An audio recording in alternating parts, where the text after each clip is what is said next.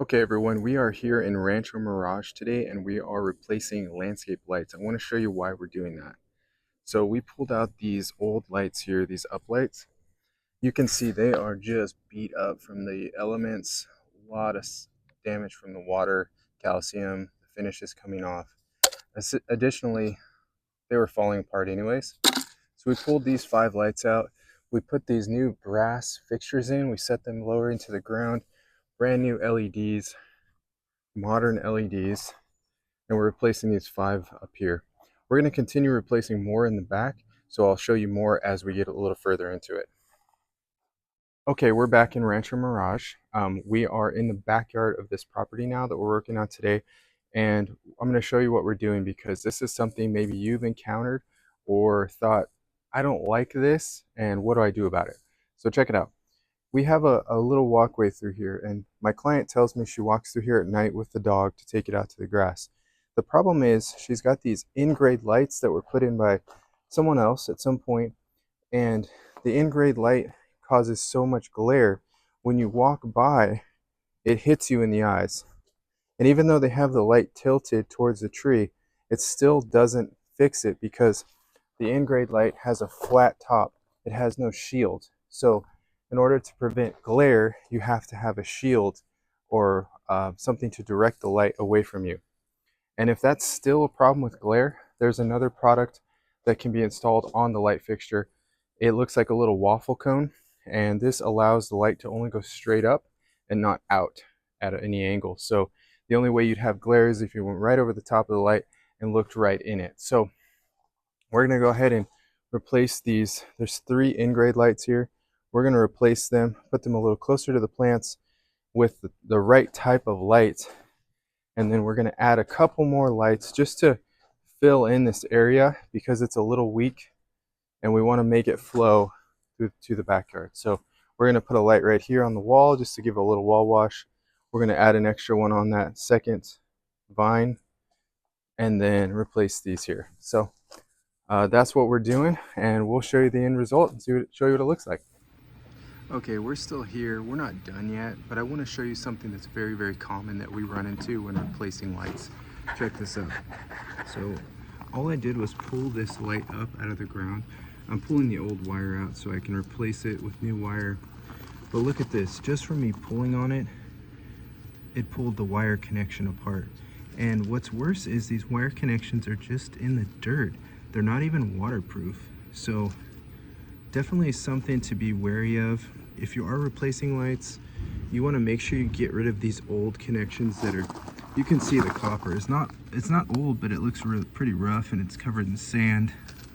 That's not what you want to see with a lighting system. So we're going to replace this, put new connections in that are waterproof, and new lights with no glare.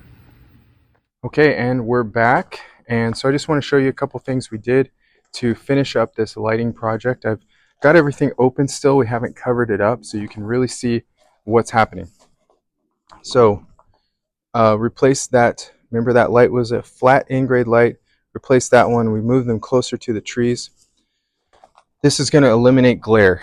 All that is going to help, and you will be able to walk through here comfortably at night. It's also super important because I've just found this as we were pulling the old wire up and the old lights. The wire was barely covered with rock. It wasn't even really in the dirt. And we're not necessarily, we don't think it's a good idea to come in and just tear everything up to get a deep trench to put the wire in because it's established landscaping. We're going to do a lot of damage, cut pipes, cut drip lines. You don't want all that. So what you can do instead, and what we do, is we get down into the dirt. We want it to be covered with some dirt, but definitely covered by all the rocks. We use these large staples that they hold this wire down deep in the ground. It will not come up through the rocks. Very important to do that. You do have to get it deep enough though to where if the rocks kind of move away, it still won't be seen. So it does take a little bit of trenching, but light hand trenching. So that's the best. You'll see here too, we use different, that's very important. So different size wire nuts. We've got the large ones, which these are more for like 12-2 wire, pretty standard lighting wire. You want to make sure you have the right size ones wire nuts because you don't want to just jam it on. You got to make sure these bite on good to the wire. And then we've got a medium sized one, a little smaller. This is going to be for smaller connections like 14.2 or 16.2. And you can see here, we just completed the rest of it.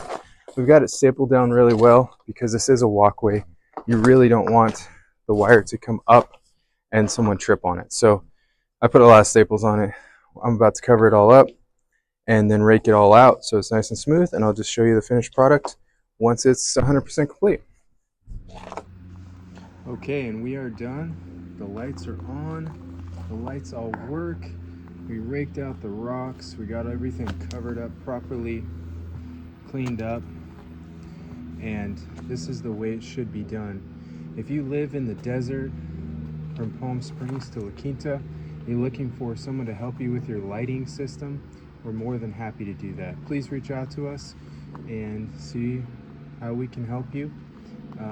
If you're installing systems yourselves, make sure you do it this way. Make sure things are covered up well, because they're going to look good for longer and they're going to hold up so much better in the desert heat.